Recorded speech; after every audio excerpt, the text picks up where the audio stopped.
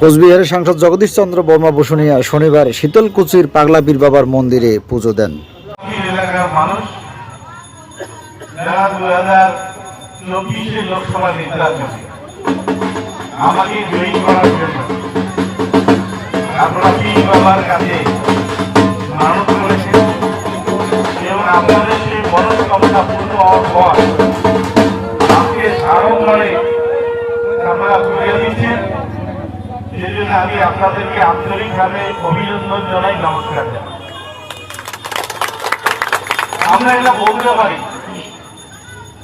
যে বাংলা এমন একটা রাজ্য এবং তার মধ্যে কুচবিহার, যেখানে হিন্দু এবং মুসলমানের মধ্যে কোনো ভেদাভেদ নেই। আজকে পীর, পাগলা পীর, যেটা মুসলিম সমাজে পীর বলা হয়, আমরা হিন্দুরা সেই পীর বাবাকেও পূজা করি, মুসলমানরাও পূজা করি। যেমন আমরা মাজার শরীফে আমরা হিন্দুরাও গিয়া দোয়া করি, আরাধনা করি, তেমনি মুসলমানরা আপনার হলদিবাড়িতে যান, আমাদের বড় মরিচিয়া খানকাতে যান, বিভিন্ন বাজার আছে।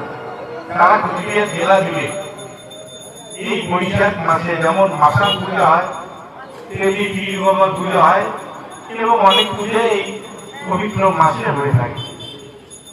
এই যে হিন্দু এবং মুসলিমের সমন্বয়ে এই পীর বাবার পূজা, এটা আমাদের কুচবিহারের একটা ঐতিহ্য এবং পরম্পরা। এখানে কোনো ভেদ নেই, আমরা কে মুসলমান কে হিন্দু।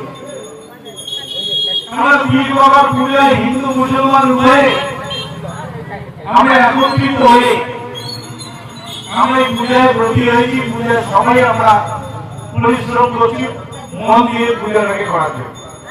এটাই বাংলা, এটাই কুচবিহার, আর এটার নামই তৃণমূল কংগ্রেস।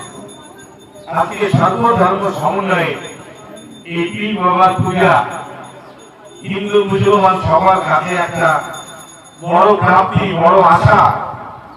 আমরা চাইব আগামী দিনে পীর বাবা যাতে আমাদের এলাকার মানুষগুলোকে সুখে শান্তিতে রাখতে পারে।